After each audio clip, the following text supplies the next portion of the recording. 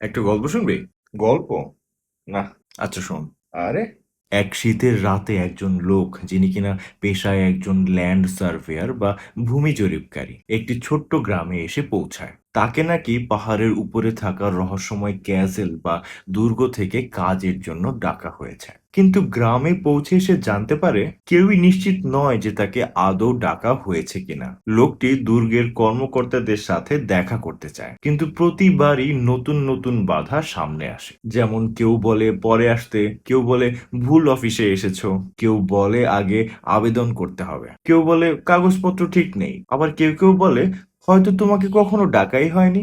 লোকটি বারবার চেষ্টা করে, চিঠি পাঠায়, ফোন করে, কর্মকর্তাদের সঙ্গে যোগাযোগ করে, কিন্তু প্রতিবারই সে আরেকটি নিয়ম, আরেকটি কর্মকর্তা অথবা আরেকটি নতুন জটিলতার সম্মুখীন হয়। তারপর?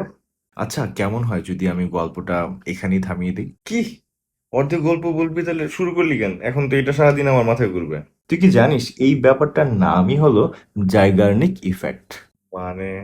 ১৯২০ সালে রাশিয়ান মনোবিজ্ঞানী ব্লুমা জাইগার্নিক লক্ষ্য করলেন রেস্টুরেন্টের ওয়েটাররা যেসব অর্ডার এখনো পরিবেশন করেনি সেগুলো খুব সহজে তারা মনে রাখতে পারে, কিন্তু অর্ডার ডেলিভারি দেওয়া হয়ে গেলে সেগুলো খুব দ্রুত ভুলে যায়। সেখান থেকেই ধারণা আসে আমাদের মস্তিষ্ক অসম্পূর্ণ কাজ বা গল্পকে সম্পূর্ণ কাজের চেয়ে বেশি গুরুত্ব দেয়। এই কারণেই সিনেমার ক্লিফ হ্যাঙ্গার, রহস্যময় গল্প বা পার্ট টু আসছে, এই টাইপ ভিডিওগুলো আমাদের মাথায় বারবার ফিরে আসে। এমনকি কোনো কাজ অর্ধেক করে রেখে দিলেও সেটি বারবার মনে পড়ে, কারণ মস্তিষ্ক সেটিকে অসমাপ্ত বলে ধরে রাখে।